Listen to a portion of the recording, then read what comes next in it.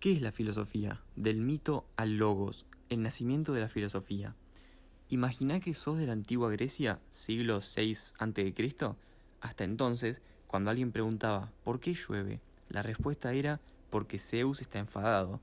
Pero algunos griegos empezaron a pensar, ¿y si hubiera una explicación más lógica?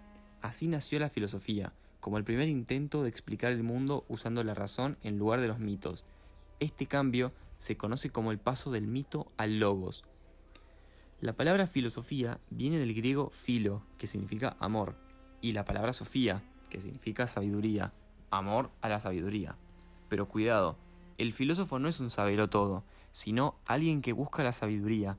Es más, dado que resulta humanamente imposible lograr un conocimiento exacto, definitivo de toda la realidad, resulta que quien filosofa solo es un buscador del saber. Teniendo en cuenta este detalle, los filósofos griegos de la antigüedad se dieron cuenta del valor que tiene reconocer la propia ignorancia.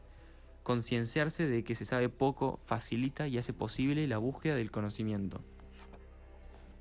Al hilo de esto, Sócrates solía repetir «solo sé que no sé nada», mientras que Platón, que fue discípulo de Sócrates, afirmaba que la filosofía se encuentra a medio camino entre la ignorancia y la sabiduría.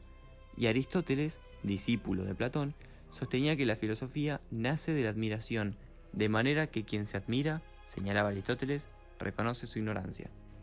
Antes de que existiera la filosofía, los humanos ya intentaban explicar el mundo. Veamos cómo. Primero mediante el mito. Son relatos tradicionales que explican el origen del mundo y las normas de conducta.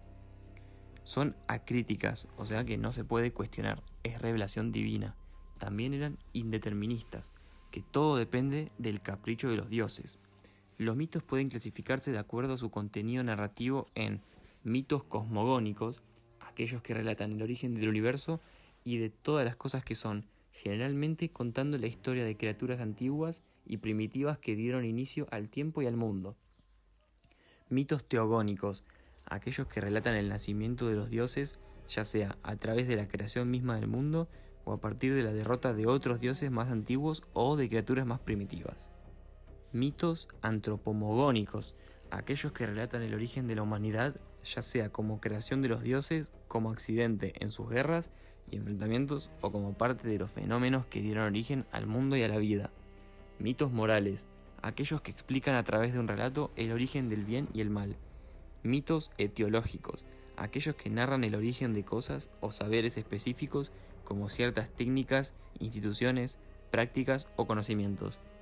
Mitos fundacionales, aquellos que relatan la creación de ciudades, imperios o capitales, usualmente como el cumplimiento de un designio divino.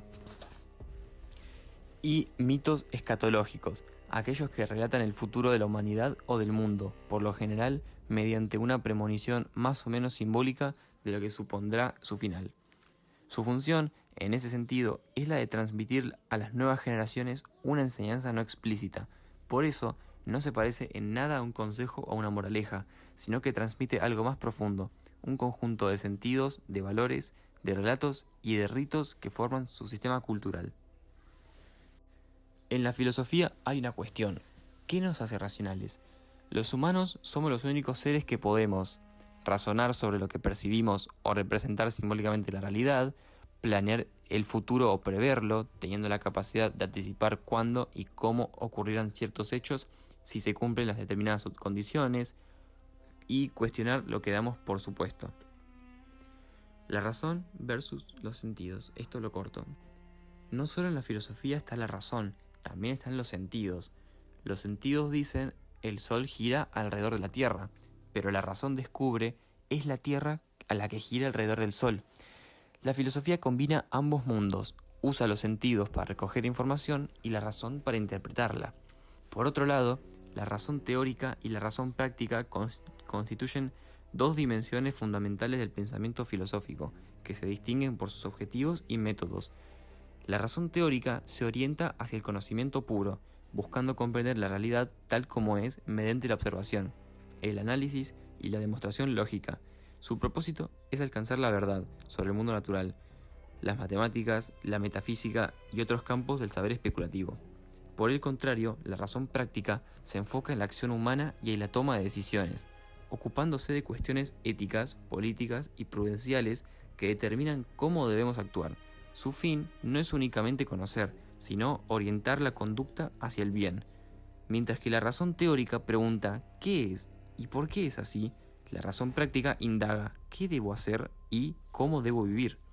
Ambas formas de racionalidad se complementan en la experiencia humana, ya que el conocimiento teórico puede informar nuestras decisiones prácticas y nuestras preocupaciones éticas pueden motivar la investigación teórica.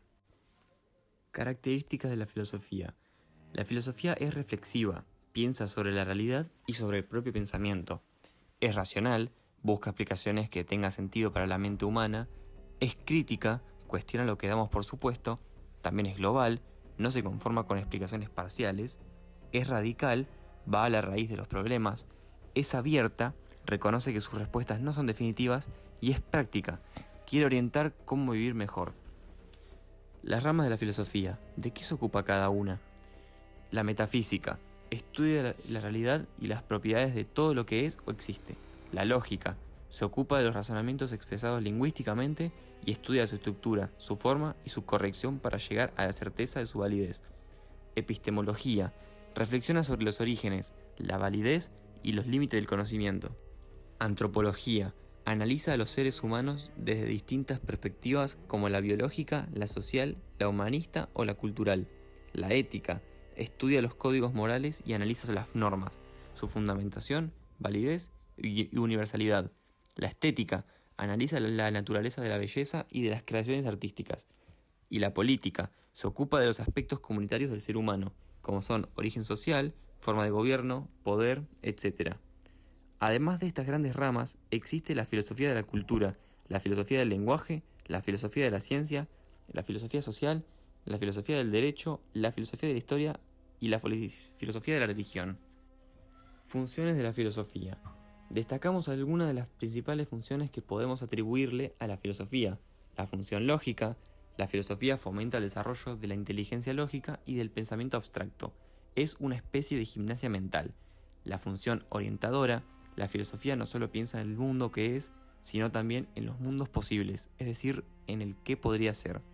Y la función crítica y autocrítica. La filosofía analiza los diferentes discursos políticos, artísticos, científicos, culturales, etc., e indica los prejuicios que están en la base de sus afirmaciones. El valor de la filosofía. Han transcurrido más de 2500 años desde que la filosofía inició su andadura. Durante ese tiempo, han ocurrido muchas cosas en el ámbito del conocimiento. Entre todas ellas, cabe destacar una por su especial importancia, la aparición y el posterior desarrollo de la ciencia. Es indiscutible que la ciencia ha logrado unos éxitos en su empresa que la filosofía dista mucho de alcanzar. Hay quien considera que es cuestión de tiempo que la ciencia ofrezca una explicación completa de la realidad.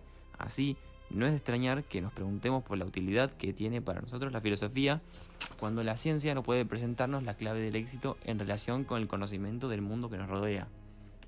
Una posición bien diferente, en cambio, sostiene que el desarrollo de la ciencia no agotará el papel de la filosofía, porque ciencia y filosofía se desenvuelven en diferentes niveles de conocimiento, aunque estos estén estrechamente relacionados.